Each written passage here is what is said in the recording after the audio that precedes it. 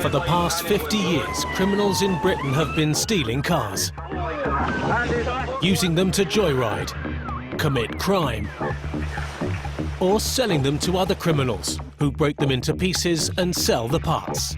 There are some very serious offenders stealing high-value vehicles. It's a growth market, if you like, for car crime. But now, car criminals are changing the ways they get their hands on our cars, forcing us to use new technology to stop them. Cameras and forensic science. This grease has got a sort of a unique DNA code in it. As anyone touches that, it leaves a trace onto your hand and onto your clothing. Tonight, the truth about car crime. We discover what the 21st century thieves are up to. Do you wish me to attempt stopping them? How they do it. Groups of youths are breaking in and terrorising the occupants for the sole purpose of stealing a car key to steal a car. And why we put the security of our cars before our personal safety. I wasn't able to protect the house and the family. It's got a sort of strong sense of being violated.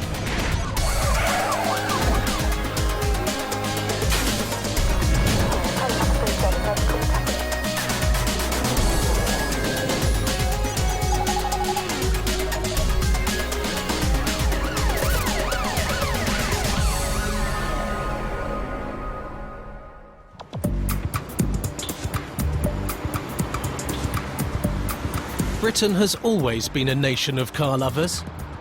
Every year, we spend over £20 billion on our cars.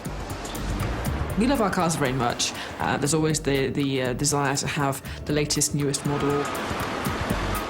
If someone's car is stolen, it's not just the physical loss of the object. It's a real personal blow. It's a huge shock to the system. In Sheffield, a stolen car careers around the streets as its driver desperately tries to avoid capture.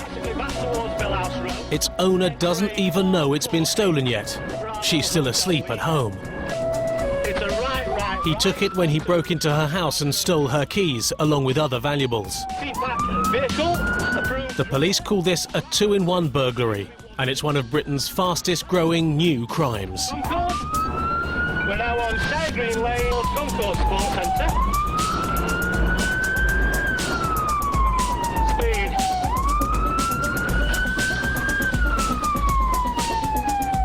But this time, the car thief is out of luck. He's got one of Sheffield's fastest policemen on his tail, PC Tim Scothern. We're at the Concord Park and it's going out to the fields. Two-in-one burglaries are growing at an alarming rate because our 21st century cars are becoming almost impossible to crack or start. The reality is these days you can't steal a car. Anything post 98, you can't steal that car unless you've got the key, because there are a number of other devices that will prevent you doing that. In the 90s, things were different. Car security was not a priority. Car crime was rampant. Nearly 90% of new cars can be broken into within 2 minutes, so failing Home Office security guidelines. Virtually out of control.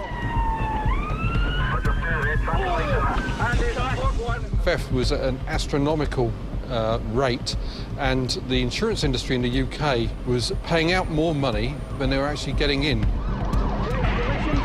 You could twist the wheel of a car, break the steering lock effectively, put two wires together and off you would go.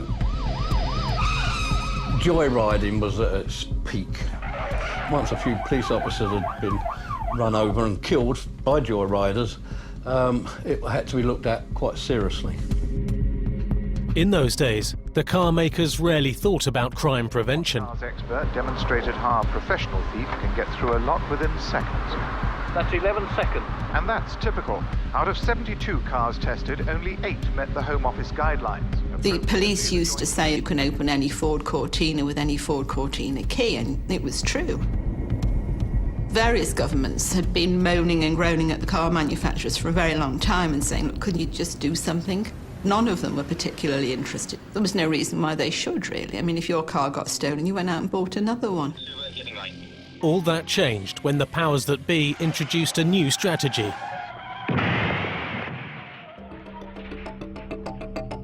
They started naming and shaming the cars that were the easiest to steal. The effect was dramatic. The Home Secretary invited all the manufacturers into the Home Office, waved the report at them and said, look here, this is where you're all ranked. And of course, nobody wanted to be top of that list. They all went, we better do something about this.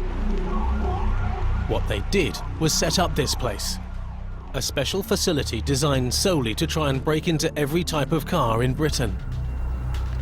How quickly they managed it translated to a rating system, which insurance companies used when calculating premiums. In 1993, we were asked to look at ways of reducing the cost of vehicle theft. And since then, we've been working hard on a global basis with all the vehicle manufacturers to reduce the ability of a thief to either get into the vehicle or take the vehicle. This brand new luxury car will soon go on sale with a hefty price tag, provided it can survive the Thatcham attack test.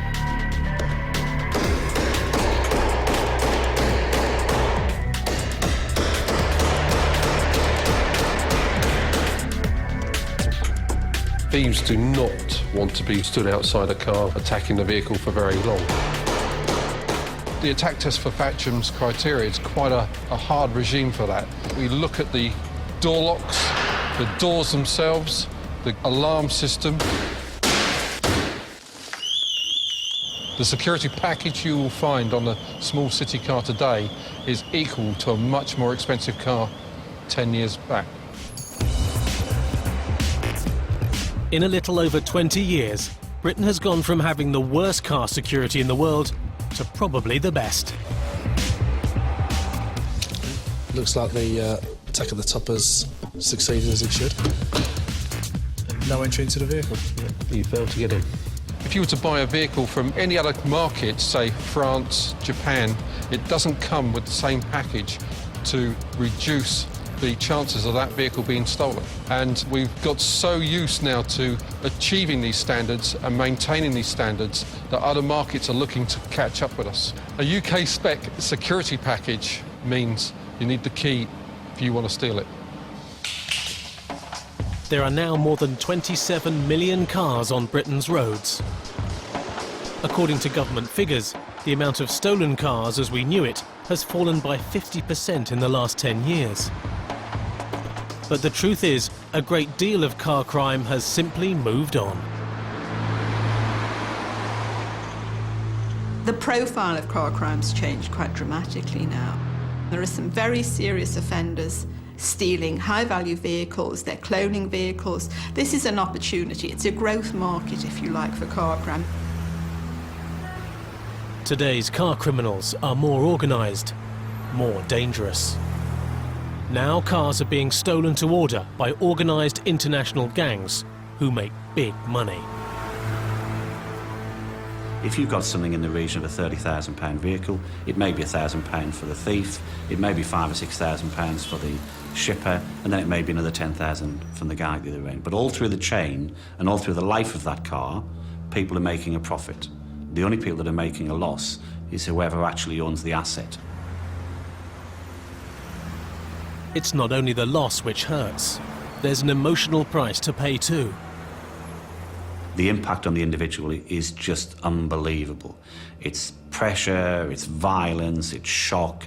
It's just about every worst emotion you can have in a split second. And then on top of that, you see your second most valuable asset disappearing.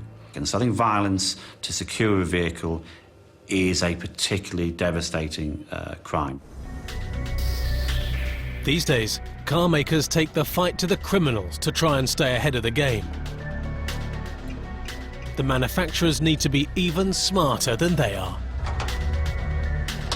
Car crime has changed. I think that's the best way to describe it. It's changed because the criminal has changed. It's an organised gangs, it's run like a business, and we have to react to that.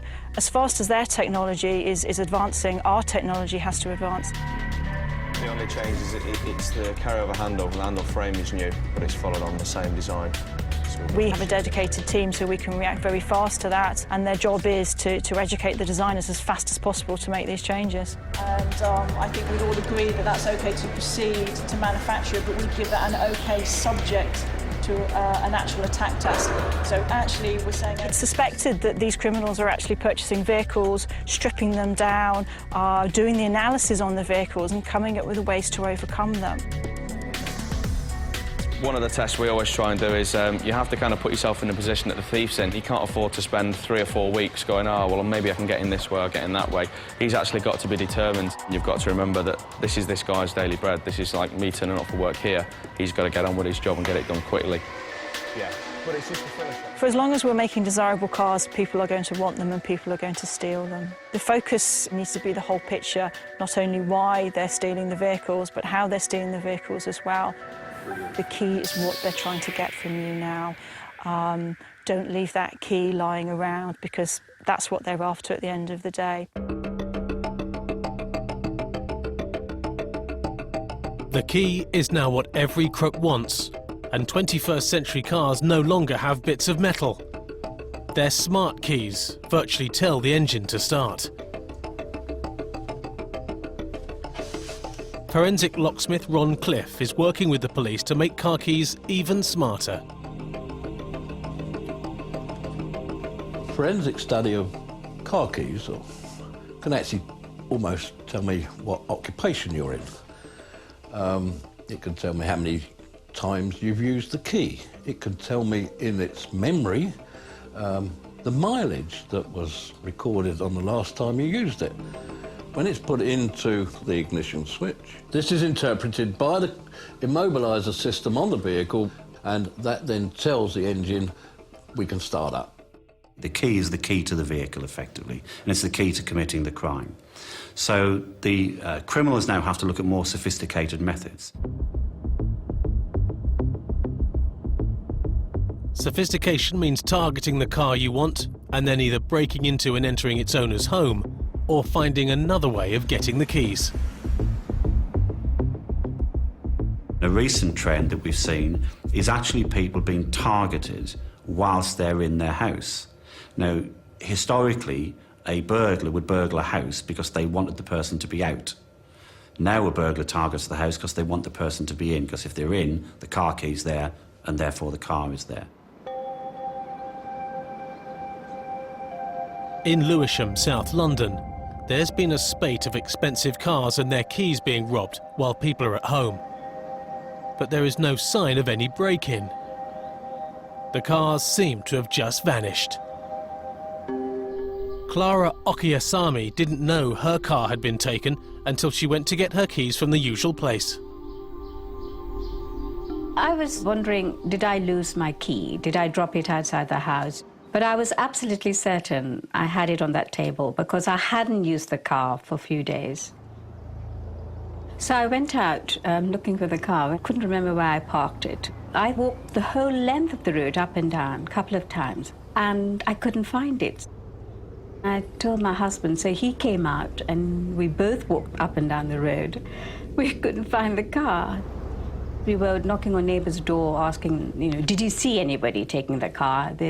We realised there was another incident, a car theft here on this road. Hello, is that the Lewisham Police? I want to report about a car theft. Investigating was PC Jim Horan, a cop that's been around long enough to know the tricks these thieves were using to make the cars disappear. On this borough, we've had quite a few hook and cane burglaries over the last few months. Just using a device to go through the letterbox and hook people's keys up, and then stealing the cars from outside their house. I've read of incidents where people have woken up in the night because they've heard a noise, and one in particular I read was the man came to the top of the stairs and he said that his car keys were floating in the air in front of him. And that was someone had hooked his car keys up and was pulling it out the letterbox. Now I can see how they could have done it to hook the keys out from there. And they even told us that sometimes people have lost it leaving it in the kitchen. Extensions are put on these rods to lift it out? I think they probably just look through the letterboxes. If there are nice cars parked directly outside, they look through the letterbox and they see the keys there, then they'll have them away. We had one particular house about 6 months ago that had 3 cars stolen from outside their address in one night. And everybody had left their keys sitting in plain view. But the thieves weren't so clever when it came to getting away. 2 days later, PC Horan spotted Clara's car being driven in a nearby street. After a short chase, the driver was arrested. For me, it was quite nice because he's quite well known to us, and we're longing to catch him actually in a stolen car, so it was very nice. The car was completely undamaged. But Clara's confidence was shattered. I hated driving it back, in fact, from the pound. It was awful just to see. It was collecting something that was lost and abused. I was very uncomfortable. For a few nights, I didn't sleep very well. You know, I thought I'd be watched and I will be attacked or got at. There's money to be had by stealing these high-value cars. I think people are lulled into a false sense of security. They'll walk in, I've done it myself, you throw your keys down, walk off, and you think that if anyone's going to break into your house at night, you'll hear it. But they don't actually need to get into your house. All they need to do is open your letterbox. And even when you find a safe place for your keys, there's no guarantee you'll hang on to your car. We never used to see violence for theft of vehicles. We now see that violence in many different forms, from carjacking at the side of the road, from burglaries and people being terrorised in their own home.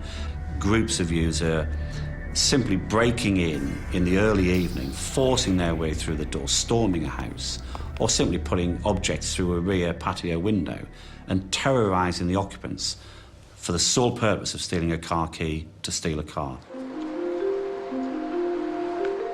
Bath in Somerset, far away from the hustle and bustle of London.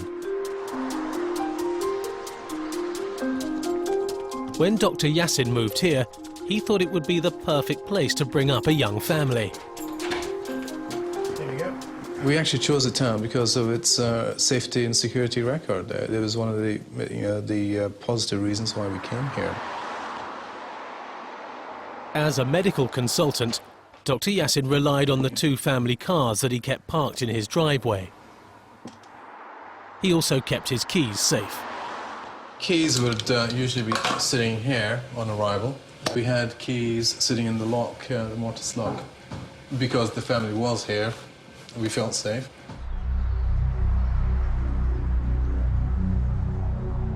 Until they woke up one weekend. Sunday morning, my wife came downstairs from the bedroom, noticed that the rear doors were lying open, and the first thing she had noticed was that her bag and her computer case was no longer there. So she immediately realized that we'd had a burglary, and when she called me, my first reaction was, are the car keys still there? And of course, they weren't. And as we looked over to the back alleyway, the cars which were parked there had both actually gone. It was then that Dr. Yassin realised he'd become another 2-in-1 victim. We believe that they came through the front of the garden. They would have spied the keys through this window here, managed to open the doors, and then basically took off. The cars was lying there, and that was it. It was gone. It was apparently so easy for them to do that. The reason it was so easy dawned on Dr. Yassin soon afterwards, and it frightened him. As I was coming home, I noticed that there was an older vehicle actually parked in our cul-de-sac, and it looked unusual, and certainly wasn't one of our neighbours' vehicles. I do believe that we were being watched in the week before this crime actually took place, and that people were noticing how we behaved as a family, and that's the most worrying aspect of it. Perhaps a half-mile radius We were aware of another 5 vehicles being lifted on the same evening. And so, these are all, you would call them, high-value vehicles, BMWs, Audis, that sort of thing. Sorting out the finance on the old vehicle, which we hardly had for It wasn't only the theft of the cars which hurt the Yassin family. There was an identity theft here as well as the car thefts, which created a major issue for us because we simply had no credit cards. Everything had to be cancelled, and things like passports and driving licenses were also taken. Well, now we lose all our no-claims bonuses, and of course, the premiums go through the roof as well. So, But for Dr. Yassin, the biggest nightmare wasn't the money. That night, I was actually there, and despite the fact that I was there, I felt though I wasn't able to protect the house and the family. And me personally, there was quite a strong sense of being violated, in fact. The Nissan GTR. That's like my old 350Z, isn't it? Yeah? Just the front. Just the front looks the same. However, I was quite incensed by a local report after perhaps residents should actually take their keys to bed with them. Now, the last thing I want, with a young family at home, is for intruders to be searching around, traipsing around the house, creating all sorts of mayhem and almost terrorization of the family. It's probably better that the keys were actually in a visible location, that you didn't have further intrusion around the house.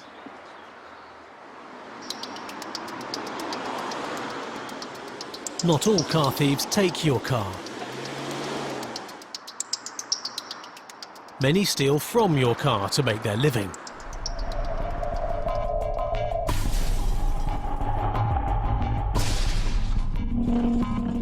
In Britain, on average, 3,000 cars are broken into every day. Theft from cars, it's a nuisance, but some of it's more than a nuisance because it's supporting other crime, like organised crime. In West London, the police have set up a task force to try to do something about it. Hammersmith and Fulham is one of the capital's richest boroughs. Here, they are parking special decoy cars known as rat traps in crime hotspots. This is not random bait, but high-tech lures with a sting.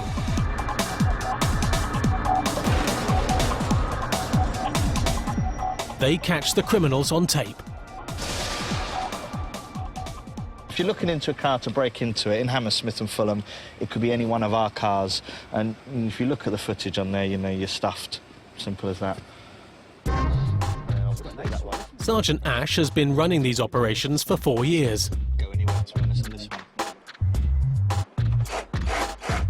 Once you've got that UV grease on your hands, you've either handled the stolen item from this car or you've been in this car.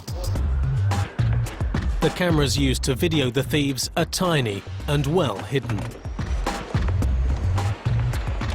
What the boys are just working on now is just to making sure that when the camera's in there, they are completely discreet and no one can see them, and that all the technology that beams all the pictures back to us and everything is all working correctly as well.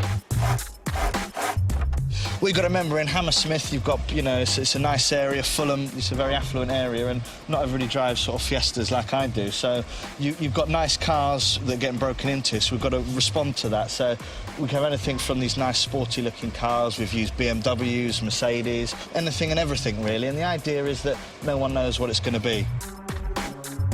If you don't have your insurance, you drive on a road, we can now take your car and seize it before it gets crushed. We can turn it into one of these, and it can get used, in a more productive way than driving around with no insurance on the road. You can have a look inside here. You can see inside the vehicle. For all intents and purposes, this is a normal Alfa Romeo. Nice one, I must admit. It's got several cameras. I'm not going to say how many or where they are, because that would be silly. In the back here, again, everything looks completely normal. So would-be thief would look in here and think, this is a normal car, and try and grab what's on show. And then hopefully we'll grab them. Today, they're putting their rat trap into a busy shopping street in Hammersmith, an area where thieves like to steal from cars. From what we've found is a lot of times they just look for sort of, sat-nav cradles that are stuck in the corner. They look for the sucker mark. And then most people, because sat-navs are bulky, most people don't carry them around with them. They think that they're, left in the car, so they break into the car to get them. The trap is set. But there's no need to hide around the corner and wait for this team. Their car will text them when it's broken into. It alerts us straight away, we know instantly, and it's not a big place, Hammersmith, so as soon as someone breaks in, we could be there within a matter of minutes. While the culprit is also being caught on camera. The facility in there, we can record for over 2.5 weeks. I think about 20 minutes is our record going out. Others we've had out for, a couple of weeks, so it's a matter of we just put it out, and then when it gets done, it gets done. News of the video rat traps has spread on the criminal grapevine, and thefts from cars in this part of London has dropped by 16% in the last year. But as car crime figures go down, so too does the police resources. In terms of vehicle crime at the moment, it's very much seen by a number of police forces across the country as not sitting in their high list of priorities.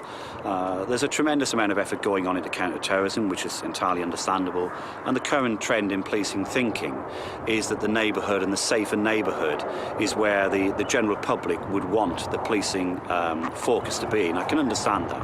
And as a result of that, a number of squads have disappeared, including stolen vehicle squads. Basildon, Essex. Another car crime hotspot. Many residents here have been suffering at the hands of the car criminals. It all happens, as you can see, the glass. This is from another person that's obviously been done. Car's been broken into. Dale Burns is possibly Essex's most unlucky motorist. Every vehicle he's kept in this car park has been either vandalised or stolen. You get new people coming in Parliament, and straight away it's all on telly, the car crime's gone down. But the realistic is, you come down this area of Essex and the car crime's on the up. You buy a cheap car, used to take it. You buy an expensive car, the bigger criminals end up taking it. So what do you do? In the last 6 weeks alone, I've had one car stolen, which was returned to me. It was stolen again the following week. It was burnt out. I purchased another van that was broken into, and then just after that, me Pride and Joy was stolen, which was my Subaru. The Subaru, or Scooby as it's sometimes nicknamed, is every boy racer's dream. Dale Burns saved £3,000 to buy one, customise it, and join this Scooby club. Well, being here today, it brings back good memories, brings back bad memories. Brought it all back, sort of devastated once again. My car was very similar, apart from mine was actually silver. It had the low cut vent and the high cut vent, but apart from that, it was pretty much the same. Getting it to look pretty much the same cost Dale a bundle, and he didn't have enough left for the latest security devices. As it was off the road while he worked on it, he didn't need insurance either, or at least he thought he didn't. I come out one evening about 11:30 at night to be told that my Subaru is not there. I didn't believe it myself, went down to the car park and it wasn't. And then the local police told Dale they couldn't find it. That was the breaking point of me, really, when the car was stolen. The police weren't doing a great deal for me in trying to find a vehicle, so I just sort of tried to take the action in my own hands. For the past 4 months, Dale Burns has been a one-man police force.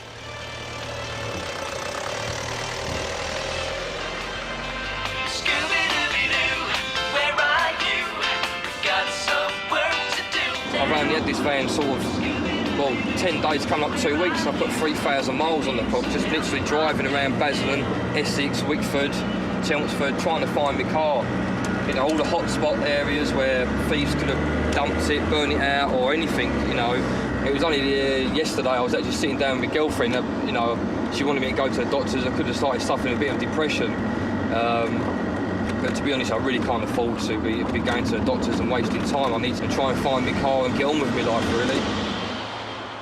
Dale Burns is not alone. The car crime figures might be down, but the chances of getting your car back if it is stolen are the slimmest they've ever been. Fewer people are being taken to court for car crime. 10 years ago it was around 90,000 and the most recent figures show only around 30,000. And the question there is very much, is that because fewer thefts are taking place or just that fewer people are actually being caught? We would think fewer people are perhaps being caught.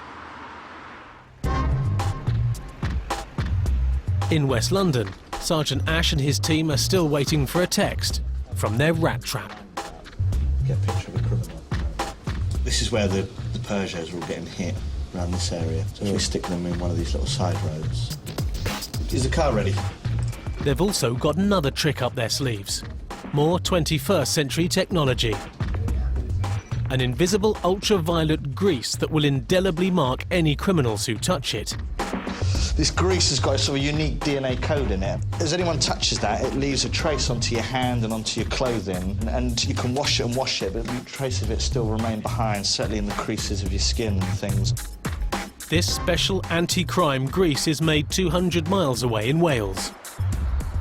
In this secret laboratory, scientists are working with the police to find new ways of beating car crime. The only place where this code exists is in that single pot there and in the product once it's marked. It doesn't appear in nature, it doesn't appear in blood, it doesn't appear in the environment. It is absolutely unique.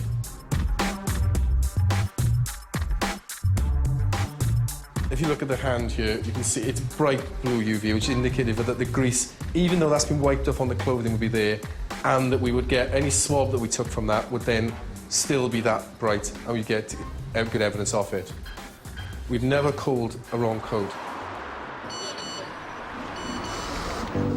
Back in West London, Sergeant Ash is getting the text he's been hoping for.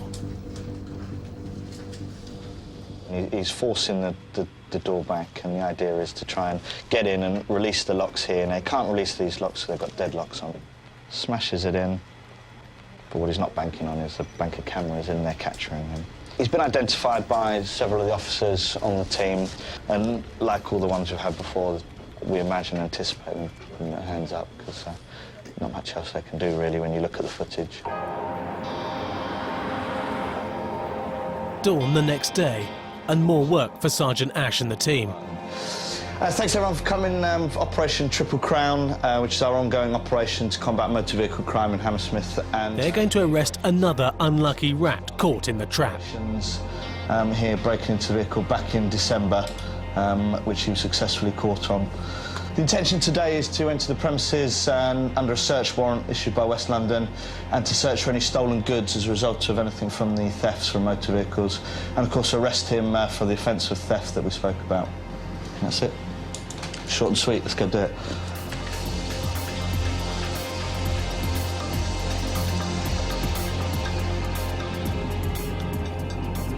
We know he's linked to motor vehicles, having caught him breaking into one of the Sting ones already. But he's also linked forensically to breaking into a member of the public's car in Fulham. So essentially what we're looking for is two parts today. One part, the actual search warrant, which is we're going to be searching for any stolen goods. So not just things like mobile phones, sat-navs, tom-toms, laptops, all those sort of things, but also looking for things that could be sort of the proceeds from crime, or things to use to break into cars. So any sort of glass hammers or anything that could be used to break into a car, something we'll be looking at recovering.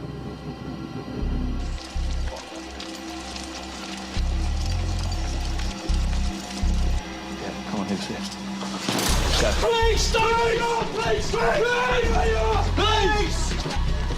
Who's in the house? My son. Stephen, do you understand what's going on? Got a search warrant to search the property for stolen goods. No, and we've come to arrest you for breaking into a Mini in House Road. Okay? All right. Down this way. We've essentially got a number of what we believe is stolen property inside. So we've got a mobile phone that's been blocked by the network, so we suspect it to be stolen. Lots of stuff like laptop chargers and things like that. So he's also been arrested and handling stolen goods. So quite a result.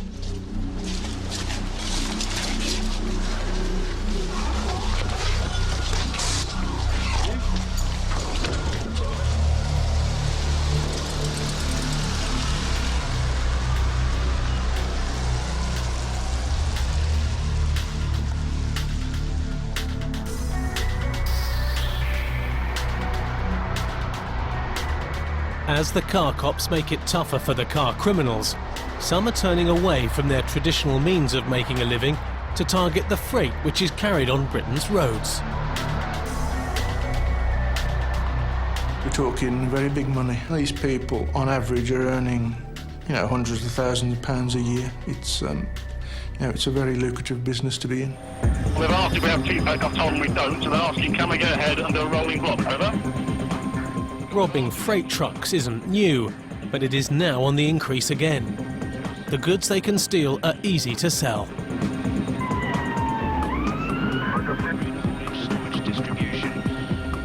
They will go to any length to try and get these goods. It can be very, very violent. It's been known, you know, 10 or 15 people go and hijack 2 vehicles, and they will turn up armed. Over 40 freight crimes are now committed every week on the roads of Britain. Many of them take place here, on the motorways of England's Midlands. Any arterial route from the ports, such as the A14, and certainly the West Midlands is a bit of a black spot if you're looking at hijackings, especially metal theft. PC Nairn has been fighting freight crime for 8 years. He likes nothing better than dealing with heavy goods vehicles and the truckers who drive them. My background is mainly the commercial vehicle side of it. I started many moons ago on trucks. I had a few years in timber haulage up in Scotland and the northwest of England. So I've got quite an extensive knowledge of the haulage industry as such, which is part of the reason why I tend to do more of the HGV side than anybody else. PC Nairn is on a mission, looking out for hijacked trucks. In the past few weeks, there have been a spate of hijackings. A lot of criminals who know their stuff, they're going to know where the high value loads are going, then they're going to try and get it one way or another.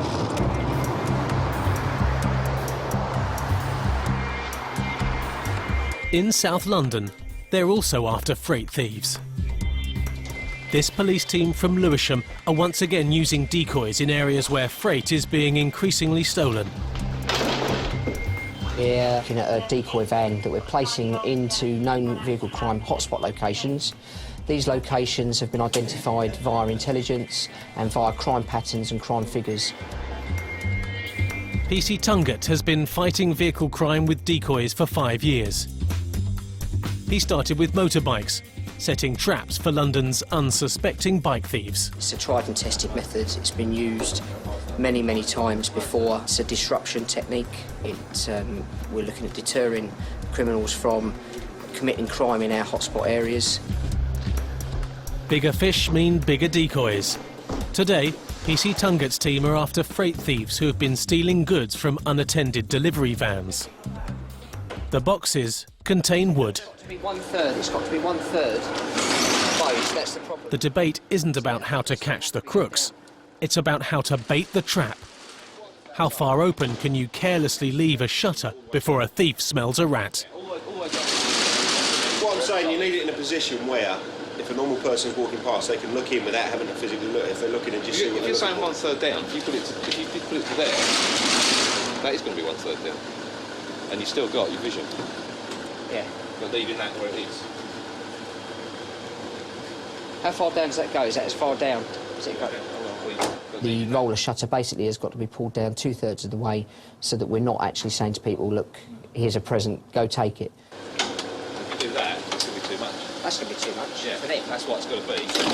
They've got to literally jump onto the van, enter it, take the property, and leave the van before we can actually arrest them. They're going to want to be able to see what's in them. Yeah. Yeah? We'll leave it like that, see how it goes. Try the first one, too. The undercover cop, whose job it is to park the decoy, is fitted with a microphone and earpiece. Yeah, you normally get very good results with them very quickly. I'm afraid that's the sort of people we work with.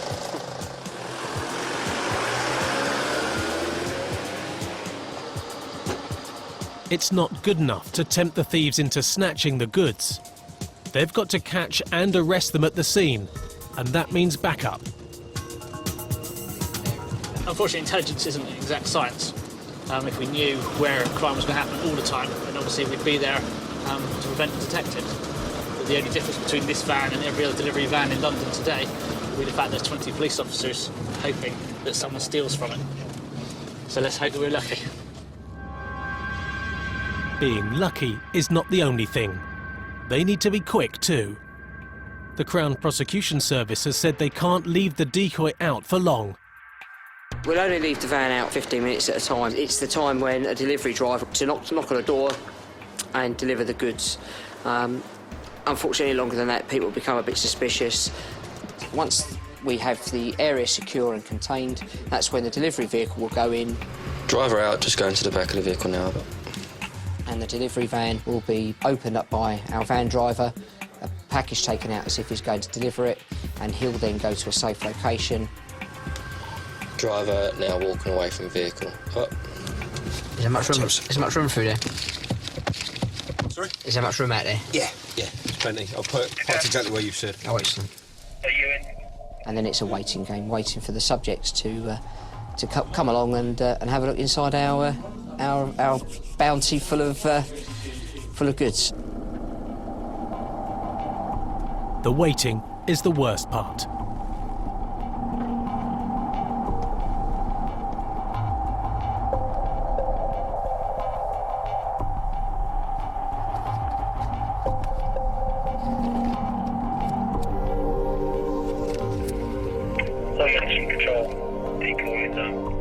Their time is up. Another hotspot must be found. Layers losers. See you in a bit. We don't really know what's going to happen. We don't know who's going to go to the van or the type of person. Or sometimes we may have to get involved and detain them. And this is literally because we don't want evidence destroyed. We don't want to burn ourselves out straight away, so we want to do a controlled stop if we can.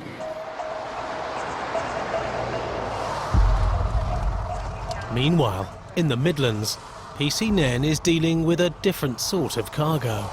Yeah, it's all received. Got both vehicles stopped. 26 Oblique 5. Not an HGV, but a caravan and mobile burger stall, driven by a woman and her daughter. PC Nairn suspects something is amiss. Yeah, it's your number plate, the caravan. It's not the same as the one in the car. We broke down with the other vehicle today. How many vehicles do you own? 3. 2 or 3? Yeah, 3. And who's the caravan? Mine. PC Nairn is beginning to realise his instincts were right. Somebody at some time has forced the door open, which also sort of leads you to believe that it's a stolen caravan, or it has been stolen at some point. The woman's daughter is not in the clear either. I'll speak to you as well. He wants to check out her burger bar. Do you have a licence to tow a trailer? Yeah. How long you held your licence? 7 year thing. Right. Have you checked to see that you do have the category on the licence to tow a trailer? Well, I haven't got it on there. Right. I'm going to then check the young lady's details out, because a lot of people, they just think they can drive and tow trailers, etc. But the classification on the licence might not cover her to tow a trailer on the back of this pickup. So if that happens to be the case, then she goes no further. While PC Nairn waits for feedback on the fast food van girl's licence, there's news on the caravan. Can I have a caravan check as well, please?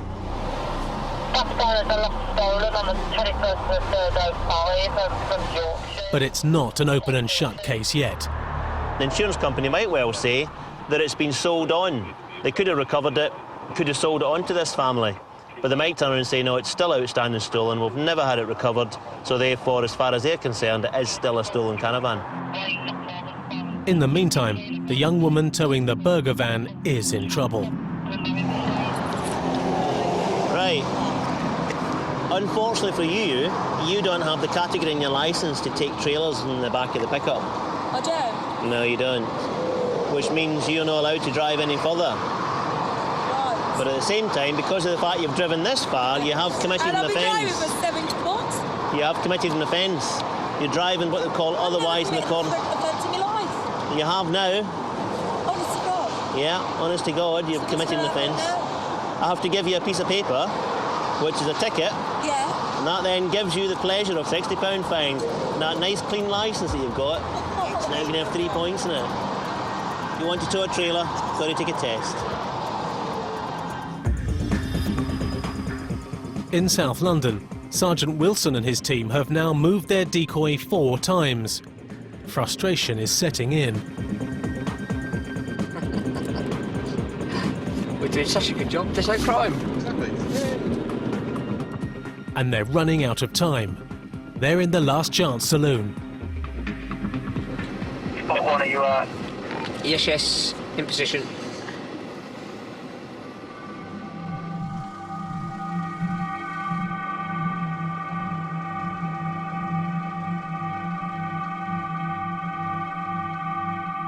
Still no hit. Maybe it's because the shutter wasn't in the right position after all. It's people are confused, aren't they? Whereas with a shutter, you know, all you've got to do is do that. Whereas with the tailgate, they've probably walked past me, how the bloody hell to get that down? Do you know what I mean? Because they're not the sharpest tools in the box, are they?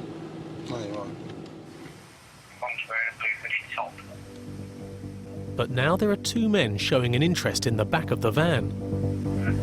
That taxi box.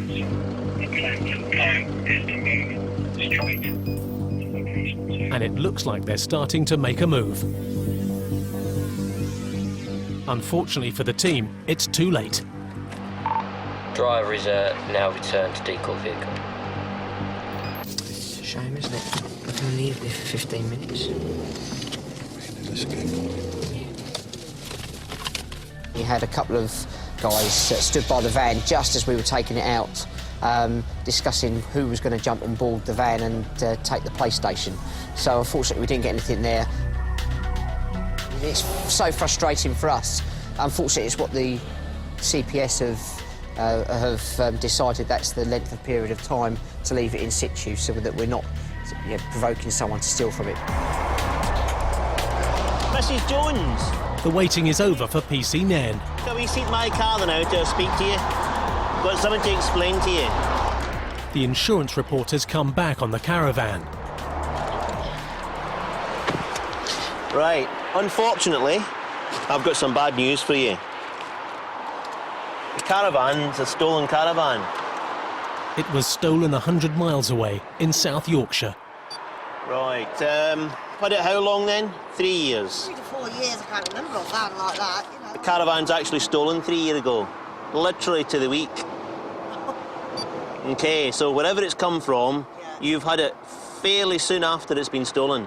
Because of that, I'm going to tell you that you're under arrest just now on suspicion of handling stolen property. The caravan will now be towed away and impounded after the family remove their stuff from it. We'll be as quick as we can, Carly, so... You be as quick as you can, really. Yeah. When it was new, it would be somewhere in the £16,000, £18,000. At some point, it would have been somebody's pride and joy. 3-5, go ahead, over. As commuters race to get home, the lorry drivers keep on trucking until the law forces them to stop.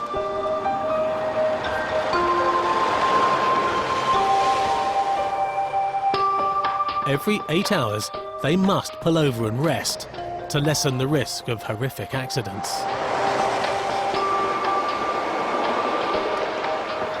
But the safety law has created a new danger, a new crime risk. Sleeping or dozing truckers are sitting targets for hijackers or thieves. There just isn't enough secure parking. They might be on the road for 7 days, they have to sleep in the cab. You know, They have to park in lay-bys. It's quite a worrying time, I should imagine, for the families. PC Nairn makes it his job to watch over the truckers at this time of night. He's also on the lookout for the criminals. This is one of Britain's largest truck parks. We have a few hundred spaces here for trucks, and it's usually busy every single night of the week. Some people just don't imagine what it's like to sleep in a truck. Some of these drivers, you know, 20, 25 years, what they call tramping up and down the road, sleeping in a bed that's 8 foot long and barely 3 foot wide.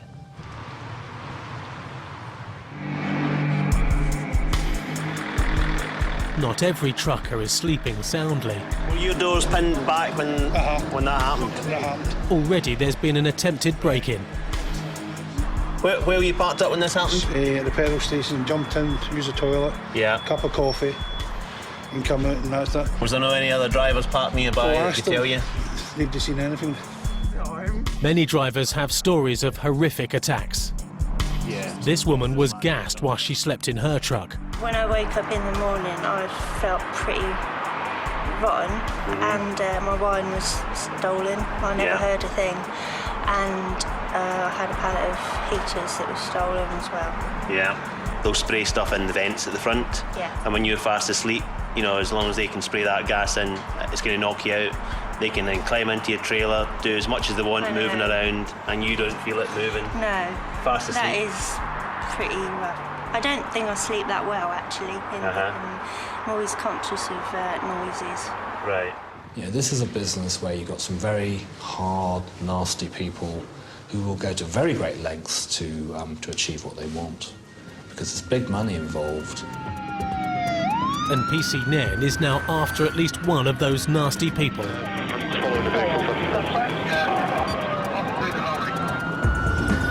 Another motorway patrol is chasing a stolen truck.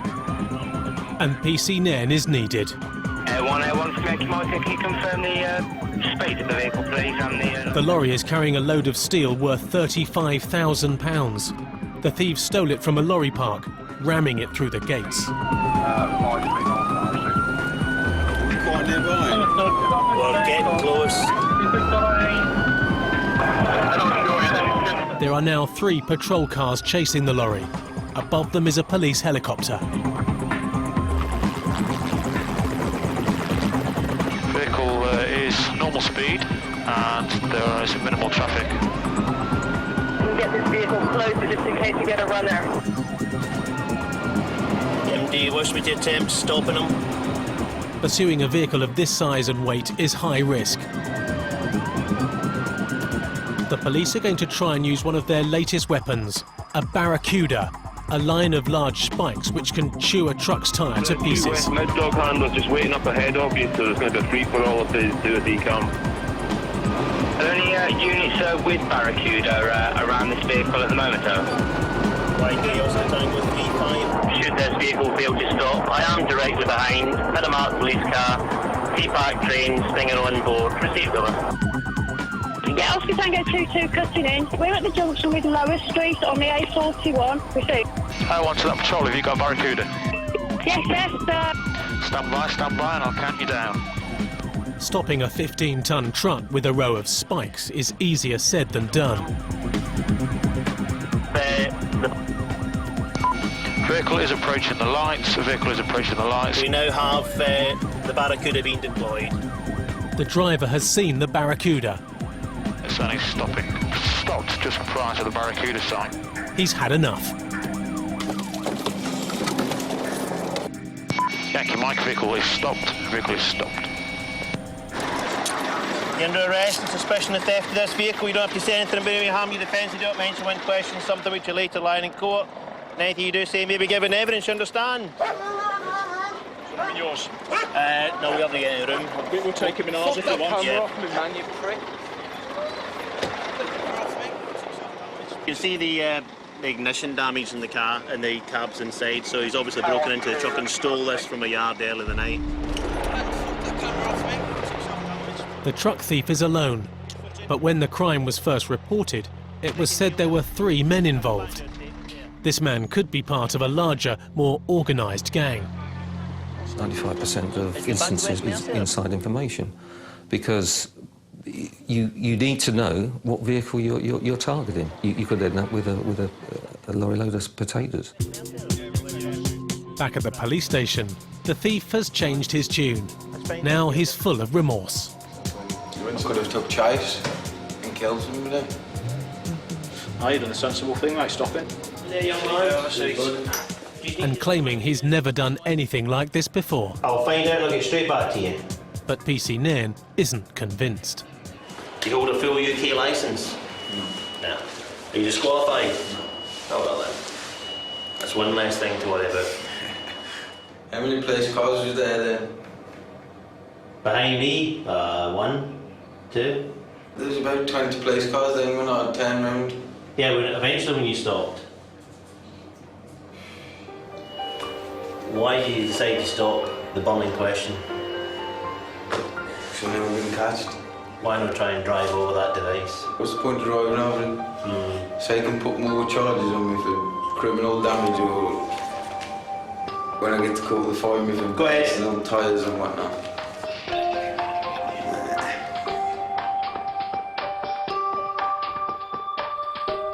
PC Nairn is now sure he knows the driver and why he might be so scared of the Barracuda. Albeit he says he doesn't drive and doesn't have a licence. I have met him before, and it's in a similar circumstances. This is a video of another lorry chase involving PC Nairn when the Barracuda was also used. Barracuda device, if you watch, you'll see one of them running across to the centre, and then he pulls a cord which will pull the Barracuda device across the road in front of the truck, which is just there, and it bursts literally every tyre on the truck. He's gone across Barracuda, gone across, front tyres are out, stand by. The driver's got no option and his steering just goes as the tyres get deflated. He's onto the hard shoulder and stopped. Yeah, the driver's out, he's been detained, one in custody. Still got the same jacket on as they had when he was detained in the stolen truck in Shrewsbury. The man with the unlucky jumper will have a lot of explaining to do when he's interviewed in the morning.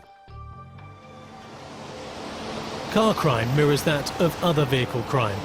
It's becoming more dangerous and more lucrative every year. Last year, over 180,000 vehicles were stolen.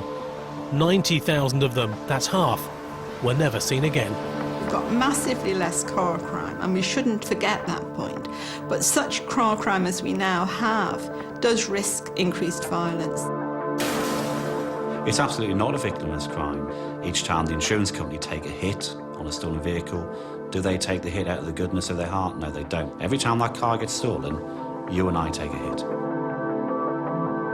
I can understand the police having other priorities at this stage, but in terms of economic damage cost to the country as a whole, I think it deserves a higher priority, a much higher priority than it currently is being ascribed. It is your second most valuable possession, so if you can put it in the garage, keep it in the garage. Simple steps like hide your keys in the evening. It's awful to have to say these things, but it's your car, you've got to protect it from the people that want to take it off you.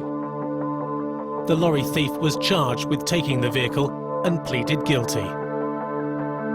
The woman with the stolen caravan had no further action taken against her.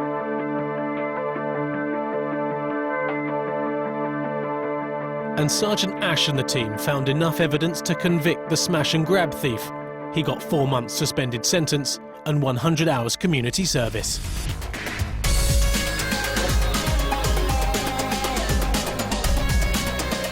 Well, if you missed the Sky Cops on Friday night, it's waiting for you online, bbc.co.uk/iPlayer. To people the cops have already caught up with, criminal comedy with The Visit. That's at 10:45 here on BBC One.